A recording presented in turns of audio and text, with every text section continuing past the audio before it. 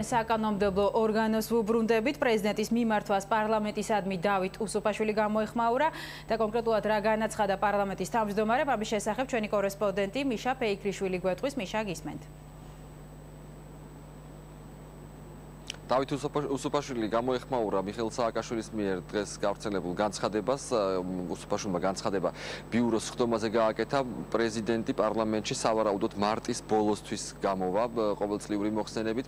დავით უსუფაშვილმა განაცხადა, რომ ის პატივს სცემს ქართველი ხალხის არჩევანს, იქიდან გამომდინარე, რომ არის საქართველოს პრეზიდენტი მიხეილ სააკაშვილი და იქიდან გამომდინარე, რომ ბოლო შეხვედრის დროს დავით უსუფაშვილს და სააკაშვილს შორის გადაწყდა, რომ სააკაშვილი აუცილებლად ამ დარბაზიდან მიმართავდა კანონმდებლებს, შესაბამისად ეს მოლაპარაკება ძალაში რჩება და ეს შეთანხმებაც და როგორც დავით უსუფაშვილი აღნიშნავს, პრეზიდენტს მიეცემა უფლება და საშუალება, რომ კანონმდებლებს ქუთაისის პარლამენტში მიმართოს, მაგრამ ეს ყველაფერი იმ შემთხვევაში მოხდება, თუ კი საკონსტიტუციო ცვლილებებთან დაკავშირებით საპარლამენტო უმრავლესობასა და უმცირესობას შორის შედეგიანად დასრულდება მოლაპარაკებები და იმ შემთხვევაში თუ კი მოხდება ერთგვარი გადახედვა 2004 წლის თებერვალში მიღებულ ცვლილებებზე.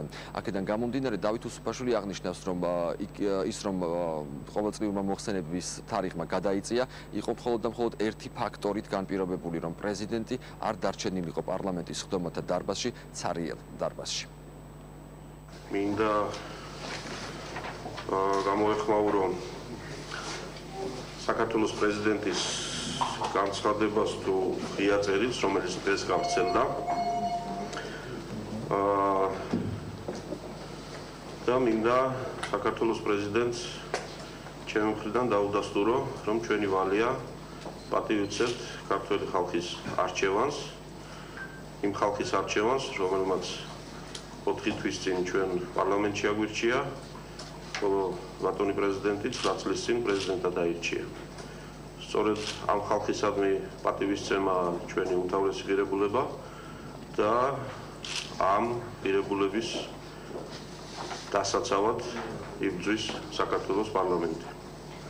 მე მინდა კიდევ ერთხელ დაგიდასტუროთ, რომ ჩვენ სიტყვებს აქვს ფასი და ის ყველაფერი, რაც მე თქვენ მოგახსენეთ ჩვენი შეხვედრის დროს, არის ძალაში.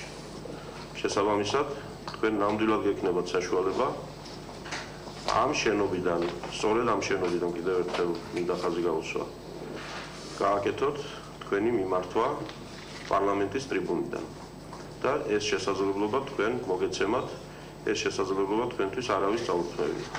საქართველოს პარლამენტი მოქმედებდა და იმოქმედებს საქართველოს კონსტიტუციის განუხრელი დაცვით. ამასობაში ის გადაწყვეტილება, რომელიც ჩვენ მივიღეთ 7 თებერვალს, ეს იყო განპირობებული სწორედ ქვეყანაზე და სახელმწიფოზე ზრუნვით, მათ შორის საქართველოს პარლამენტის და საქართველოს პრეზიდენტის პრესტიჟსა და ავტორიტეტზე ზრუნვით. იმიტომ რომ რასაც არ უნდა ვფიქრობდეთ ჩვენ ერთმანეთზე, ჩვენ ვალდებული ვართ პატივი ვცეთ ინსტიტუტებს. და თუ ეს დღემდე გაუგებარი დარჩა ვინმესთვის, კიდევ ერთხელ მინდა განვარტო და საბოლოოდ. ჩვენ 8 თებერვლის თქვენი გამოსვლა პარლამენტში გადავდეთ და არ გაგვიუქმებია, იმიტომ რომ თავიდან აგვეცილებინა თქვენი გამოსვლა პრაქტიკულად ცარიელ დარბაზში, პარლამენტის ხდომათა დარბაზში. ეს ჩვენ არ გვინდოდა და ამიტომ ყველას, თქვენს და ჩვენს გაგვიჩნდა შანსი, მოგვეგვარებინა ყველა საკითხი და თქვენ მართლაც პარლამენტისთვის მიგემართათ და არა ცარიელი კედლებისთვის. ჩვენ ამას ვცდილობდით და ამას ვცდილობთ დღესაც. ამიტომ მინდა გაცნობოთ, რომ თქვენ გექნებათ პარლამენტის ტრიბუნიდან თქვენი მიმართვის გაკეთების საშუალება, სავარაუდოდ მარტის ბოლოსკენ, როდესაც ჩვენ დავასრულებთ ძალიან მნიშვნელოვანი პარლამენტთან თუ პარლამენტის კედლებში, ეს დამოკიდებული იქნება იმ ძალიან კონკრეტულ საკითხზე. თქვენ ბრძანებთ, რომ ბრძანდებით საქართველოს კონსტიტუციის დაცვის გარანტი და ჩვენ სწორედ საქართველოს კონსტიტუციაზე ვსაუბრობთ. მზად ხართ თუ არა, დაუბრუნოთ საქართველოს პარლამენტს ის უფლება, რომელიც ეკუთვნის პარლამენტს მსოფლიოს ყველა დემოკრატიულ ქვეყანაში და საზოგადოებაში. ამაზე თქვენი მზაობა, რაც უფრო მალე გაცხადდება, მით უფრო მალე მოგვარდება ბევრი სხვა პრობლემაც. ამასობაში კიდევ ერთხელ განმარტავ. ამ კითხვაზე თქვენი პასუხი განსაზღვრავს არა იმას, თქვენ პარლამენტში გამოხვალთ თუ ვერ გამოხვალთ, არამედ იმას, პარლამენტი შეძლებს თუ ვერ შეძლებს თქვენს მოსმენას.